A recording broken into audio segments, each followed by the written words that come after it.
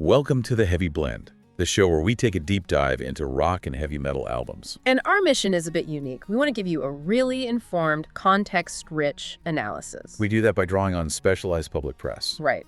The sources are chosen by our team here in Italy, then analyzed with AI tools, but always driven by real human passion and experience in the music world.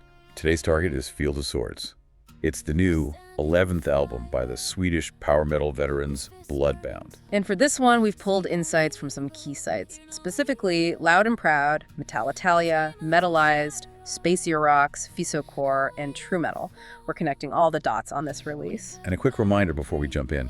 If you're watching the video version of this deep dive, you'll see a QR code. That'll take you straight to the band's Facebook page. Connecting you with the artists is, well, it's the most important thing for us. Okay, let's unpack this. Let's do it. We're talking about a band with, immense longevity. 20 years. Or is it 22? Sources seem to differ. Yeah, it depends on when you start counting from their debut, Nosferatu. But what's really fascinating here is that the band, led by Thomas Olsson on guitars and Fredrik Berg on keys, is really embracing that history. And it's a pivot point for them, right? It's a huge pivot point. Metalitalia notes this is their 11th album, sure, but it's also their first one under Napalm Records. Oh, wow.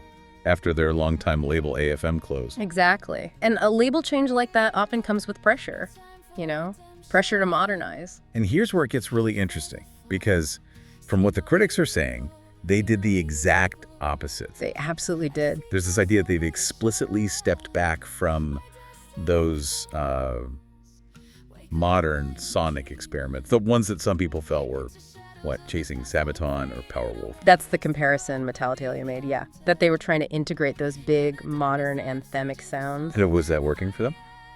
Not really, according to some of the critics. The suggestion was that those recent albums, while maybe aiming for something bigger, were sometimes just not well executed. So with Field of Swords, it's a complete 180.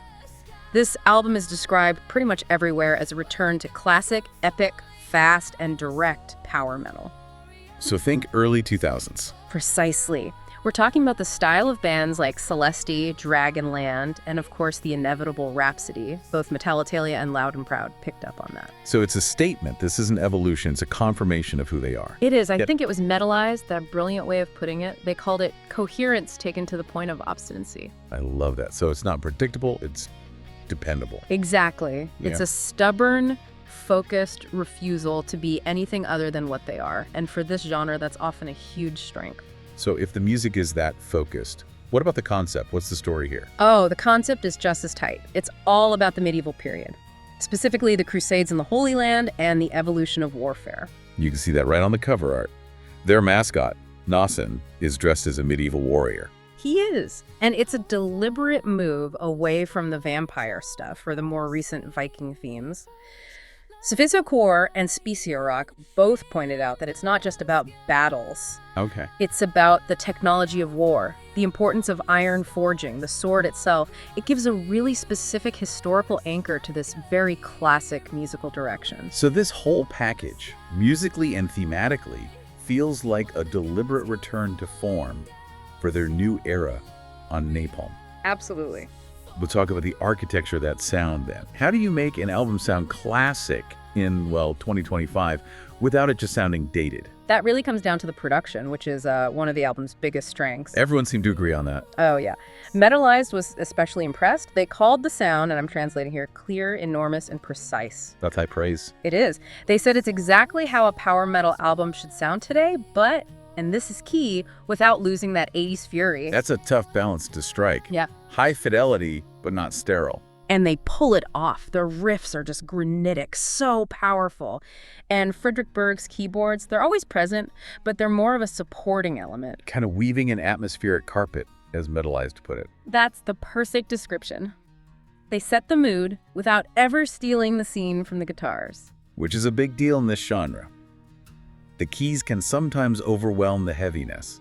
Right. And then you have the anchor holding it all together, the vocals. Patrick J. Selby. He's the winning card, isn't he? He really is.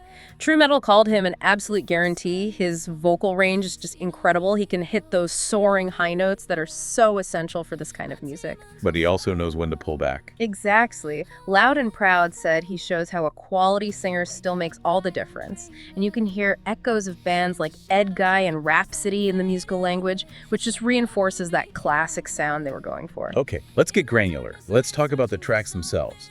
There was a lot of agreement on the highlights, especially that initial trilogy of songs. Yeah, that opening sequence really tells you everything you need to know about the album's intent. And you have to start with the single, the one with the video, Defenders of Jerusalem. The undeniable hit, Spacey Rock called it the best track on the album, flat out. Really? Yeah.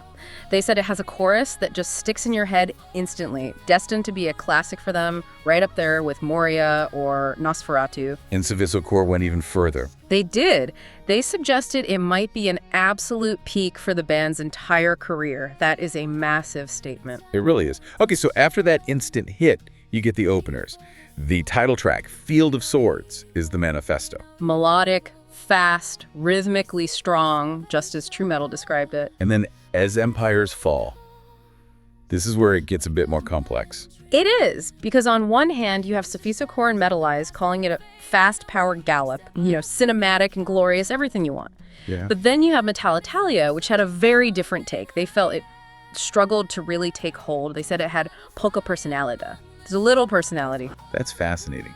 So one person's glorious formula is another person's lax personality. And that's exactly why we do this. It shows you that fine line between coherence and just, cloning what's come before. So outside of the pure speed, where does the album show some variety? They do it really cleverly without losing cohesion. A perfect example is The Code of Warriors. The one with the flute. Exactly. Loud and Proud and Metalized both mentioned it. It adds this memorable folk touch, almost like a bard's tale within the album. It adds texture, but it doesn't suddenly become a folk metal song. Right, it's an accent, not the main focus. Precisely. And then you get the tracks that are just pure, sustained speed, Teutonic Nights and Light the Sky. And True Metal actually suggested Teutonic Nights might be the best track on the whole record. Yeah, even over Defenders of Jerusalem, it's just that relentless and powerful. You also get tracks like Forged in Iron, which True Metal called ruffian and catchy. That one uses slightly more modern keyboard and riff interplay. I think Spacey Rock pointed that out. A little nod to the sound they mostly left behind, yeah. So the quality really holds up all the way through the album. It does, and the closing track is crucial. The Nine Crusades. The one with the guest vocalist. Right. Brittany Slays from the Canadian band Unleash the Archers, which is such a smart move. A bridge to the modern scene. Totally. You're bringing in one of the most respected new voices in power metal. Sophiso Core highlighted that as a sign of their relevance, and Metalized called it a Celine, a solemn, well-written ending that closes the whole thing on a luminous note. Okay, let's wrap this all up. When we synthesize all the scores, they're generally in that 70 to 80 out of 100 range.